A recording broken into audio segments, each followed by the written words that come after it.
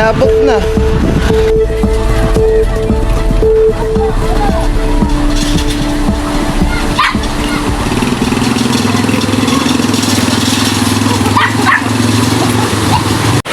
Dito ako dumaan dahil bahado sa kabila sa may highway. Pero pagpunta ko dito sa may Riles, umikot ako dahil nga may pupuntahan ako sa Banay-Banay. Pagdating ko dito may baha din.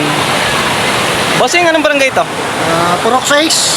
Purok size ng Banay-Banay. Banay-Banay. Yan. Ito po yung aming yung pinakadaan dito. Doon Ang baha. Doon sa airbase naman ang nabuhal. Kaya hindi na makalusot doon. Sobrang baha doon. Mas malakas ang baha doon. Doon ako galing kanina sa may airbase, kaya ako umikot dito sa may Riles. Tapos pagdating ko dito may baha din. Ibig sabihin yung tubig na nandito galing siya doon. Doon sa may kabila. Yung mga motor kanina doon sa airbase, kung makikita nyo sa aking video, Dito nagdadaanan ngayon. dito nagdadaanan. Yung iba halos namamatayan talaga sa pinakagitna ng baha. Yun ang mga iba ay nabalik na lang dahil nga hindi kakayanin ng iba. Kaya ako, ang ginawa ko, bumalik na rin lang ako dahil alam ko baka hindi makakatalo yung aking sasakyan kapag idinaritso ko.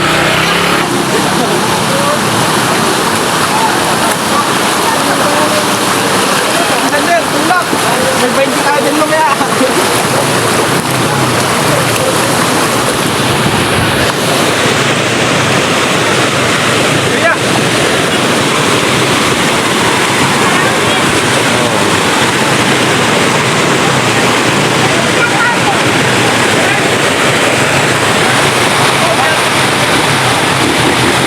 Lawak ang sasakupan ng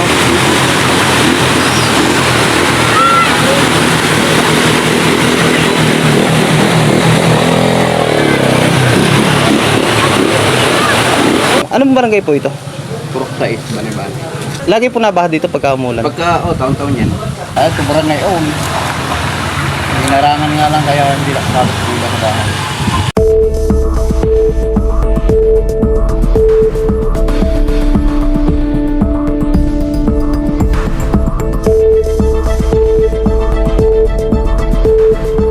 Nagkatsagaan na rin lang po kami.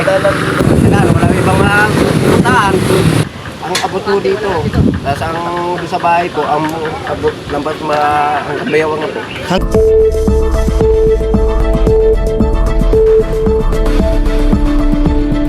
Halos konti na lang at malapit na sa tuhod. Pero pag nasa loob daw naman ng mismong kabahayan, dito sa medyo pailalim na ito, naabot daw ng hanggang baywang yung pinakatubig.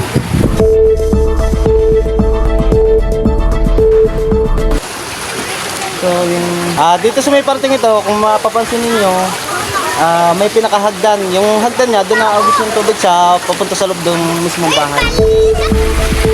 Puntahan natin. Kuya. Okay lang kuya. Titingnan ko lang yung pinakaloob. Ito. Maganda kayo makita ng personal. Ito yung yung naging sitwasyon nila dito. Tapos nang ulan pero bahang-baha pa din dito sa loob. You know. Lubog talaga sa baha. Hindi ko yan, kagabi. Hanggang saan po kuya yan kagabi? Hindi na sa amin. Sa baywang po. Baha. Anong oras po pa yung yung pinakabaha niya? Mga alas 10. Alas- Umpisa ng patas ng tubig. Patas po ng patas ng tubig noon. Mga oras na yan. Basta alas 10 taas yun. Kumakasukan sa mga. Abot pa nga yung silong na yan. Nung kataas-taas na abot pa. Doon po sa mismo pinakasilong niya. Abot pa yun. Abot siya yung pinakatubig. Pwede po pumasok sa loob kuya? Okay lang kuya? Dito. Sasamahan tayo na kuya doon sa loob. Para makita yung pinakaloob ng ng kanilang compound. Ay. Basa. Ang lalim. Kayo ang mababasa din eh. Okay lang kuya. Talagang lubog sa bahang parting to. Hanggang sa ngayong oras na ito. Abot din yung tubig. Abot po dyan ng tubig sa may parting yan. Dito. Ang lalim. Hello kuya. Magandang umaga po. Yan yung asawa. Ano sa niya? Kasi kuya, naglilinis pa ng ano, ng tubig.